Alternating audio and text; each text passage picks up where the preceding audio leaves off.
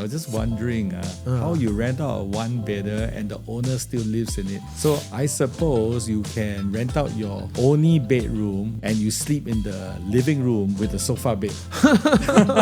Yeah. TK, recently, if you see all the recent launches, the stories has always been larger units, comes with a premium, the three bedders are doing very well. But what do you think is the best property, to get today that has the highest upside and possible most potential for investment? Actually, three bedders would appeal first to families. Right. Either families already with children or married couples doing some family planning and therefore requiring a larger unit. But if I look just at the last 10 years, developers have always built primarily one bedders and also two bedders, and they form a total of 75% of the entire development. Right. So today, the three bedders, four bedders, five bedders, are more popular because in the first place, they are scarce. Yeah. But primarily, if someone is just started in the workforce, say up to 5 years, with the kind of savings and ability to loan, they will probably enter the market at one or two bedders. Right. Yeah. Especially if there's an increasing number of singles, professionals, they take life as it is, they are not interested in a lifetime partner, all right, then a one bedder really appeals to them. But my thinking, what probably keeps me up at night is this, all right, with that kind of one bedder number, Right. I was wondering how do they then see themselves exiting the market, supposing they want to upgrade. Right. What will be the reception for one bedders like into the future? I mean, this is crystal balling, right? But I thought if we can talk about it, probably our audience will also benefit. Yes, definitely. Some guidance here. Yeah. So the one bedder, was very popular. Say before COVID. I would say, if I were to put a timeline, before COVID, Okay. Even after COVID, the popularity is still there. Right. In fact, we see a few new launches. Yes. Even though people say that they need more room, they need more space, it was still very popular. But over time, right, the emphasis seems to be two bedder, three bedders, and you rightly pointed out, families, young families. We also see people, the families are consolidating. Yes. Because the parents will also need care, so they buy three bedders. The parents stay in one bedroom, the kids one bedroom, and the parents in another. So it's very interesting, right? If I want to exit, which you rightly pointed out, I'm also asking myself, so what is my trajectory like? How should I view the asset? Right. My take is this. I may think from, besides capital appreciation, Yes. to think from a rental perspective. First, from a consumption way. Now, if I got to stay by myself, right, I either buy a HDB, but if I want to own a property when I'm younger, what does that mean? I need to enter to the private market. And of course, one bedder is the most accessible. Yeah, that's right. So one bedder, first of all, is for entry-level property seekers. Yes. Like I said, first 5 years into the job market, and they don't have as much cash as yet. Salary is only able to obtain a loan that will see them through a one bedder. Yes, exactly. Flip it the other way, right? If these individuals want their independence, want to live life, having their lifestyle separate from their families, and to be also a bit more mobile, then one bedder makes sense. But then if they were to rent, it's still an expenditure item. So if you buy, of course, interest rates tends to, fluctuate, but at least it's an asset. It still can preserve the value over time. Right, and you can resell it. So 5 years from now, a person is at a different life stage. Whether Yes. the person wants to enter into a marriage or is thinking of adoption, all right, and then the possibilities will require him to upgrade. Yes. Yeah, but at the moment, entry level one bedder makes good sense. The second thing I'm thinking about in the long term about exiting, right? Because when you buy a property, right, you will have to also think about your exit strategy. Yes. Yeah, whether it's to upgrade or just to sell off. Maybe this person will go overseas, find a job there, and continue there, right? Right. Let's take things as it is now. As land costs continues to spike, I don't see land costs coming down. At least not in Singapore. Right. It's the inevitable scarcity of land. Yeah. Yes. So the land will just continue to be more expensive, and because of that, it still makes sense for anyone to purchase a one bedder. So I don't think one bedders will go out of demand. It is how it comes back again into the stream of things lah. Yeah, actually, I agree with you. If we look at today's market, right, and the future, the statistics are there. You're going to have more singles. You're going to have more dual income families with no kids. Maintenance is an issue, Right. right? Getting cleaning helpers are not easy. There's also that trust issue. So if you look back of all these things, right, people may want a smaller space, right? So definitely there will be a demand for such one bedders in the future. Of course, we can say that, it's nice to have an additional room, but when the two bedders, the price are very high, what it means is that there will be also a filtration of demand. Yes. The demand will spill over. That's right. And then we talk about, how popular Singapore is from a rental perspective. There's going to be more workers coming here. We are attracting talents on AI industry because of the initiatives that we are seeing, or the tech people. So definitely all these things will drive up the prices. And I remember I read a recent article about, how Singapore is becoming a tall, high dense, city. We are building higher and higher. So naturally, land is going to be more expensive. And I think that is where, one bedders, it will still have its appeal. Yes, and I think if someone wants to enter into the private residential market as early stage as possible, Right. without going through the BTO road and buying a HDB resale flat, right? I think the one bedder presents a very good possibility. Sure. I mean, some one bedders in the resale market are actually around the 1 million or just a tad below the $1 million mark.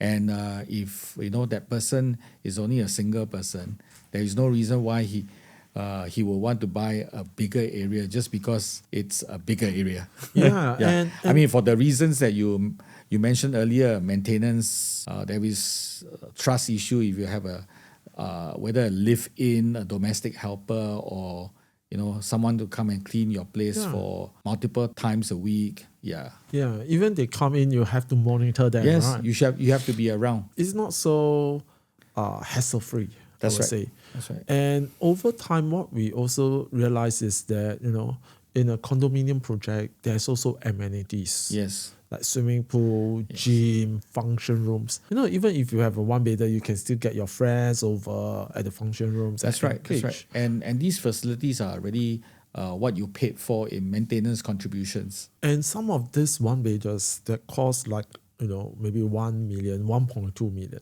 which is about the price of some HDB flats in certain areas. They are in District 9 and District 10. And these areas, provide the kind of amenities, the F&B services that are very good. So you are not shortchanging yourself, Right. in that sense. Right. Yeah. There are many factors that contribute to it. One of which, like you rightly pointed out, is location. Yeah. I mean, if you are located in the shopping belt of Singapore or prime residential district, right, where you are well facilitated and accessible to amenities, that one bedder could actually be very comfortable. Yes. Yeah, because it's not a one bedder, an island by itself. Yeah. But you are open to all the amenities that make condo living conducive. Yeah. So I think one bedder is really very intriguing because now if you look at the pricing, maybe because of people's we see the demand of two bedders, three bedders. Actually, in terms of demand, is slightly softer. Sellers are actually more flexible. So we always think about, when we look at properties, right? We should look for opportunities. Yes. And when we think about opportunities are actually areas where people have not seen the market move yet. Yes. I mean, it's very easy to say, oh, two bedders, three bedders is a no-brainer in District 10, right? You can sell. And the price will be high. Yeah. Your appreciation will depend on in the future. Yes. How the market moves. But if you are looking for certain underpricing, certain flexible pricing, I would say, I think one bedders is a good opportunity. And also the fact that if you are you require a property loan, right, to finance your purchase of property, one bedder would be a little less stress on your budget, on your pockets. Even if there are headwinds that are coming to confront you, you probably find it a bit more breathable. Because it doesn't cost an arm and a leg in the first place, right? Yes. And the loan on a per month basis is going to be manageable, even with the threat of high interest rates. Yeah. So I think, the one bedders definitely has its demand. And I think it also depends on, if, for instance, the owner decides to rent it out. Yes. It's also quite easy to rent out. Yeah. Especially if you are located in a very prime area. You always will have all the workers, especially expats, or especially in the District 10 and 9. I'm just being cheeky. I was just wondering how you rent out a one bedder and the owner still lives in it. So I suppose you can rent out your only bedroom, which is en suite, and you sleep in the living room with a sofa bed.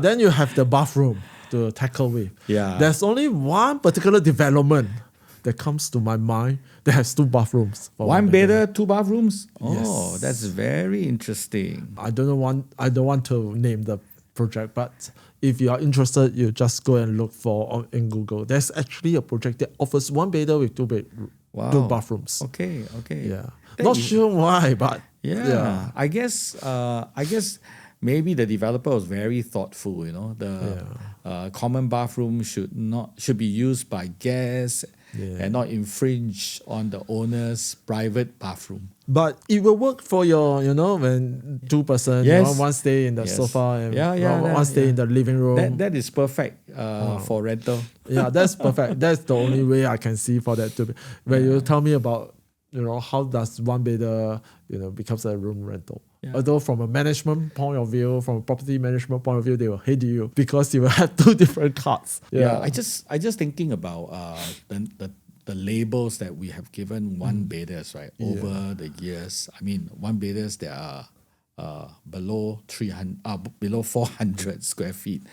They have been labeled, shoebox, Mickey Mouse units, and at one time there were even researchers done on whether you could still market a shoebox unit, a Mickey Mouse unit. I don't know whether that has some psychological repercussion on the sale of or the resale of one bedders. It could have.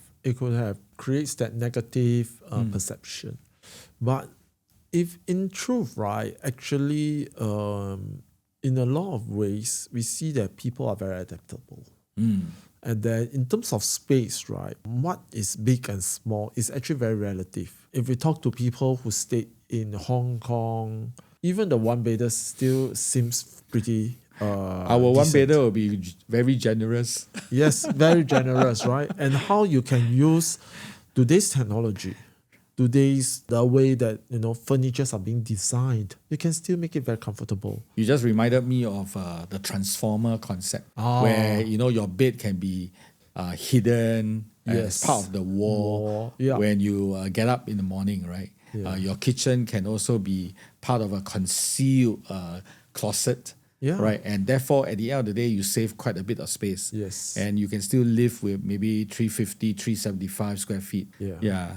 So I think it's I wouldn't want to label it as a shoebox is not livable. Yeah. I think it really depends on individuals.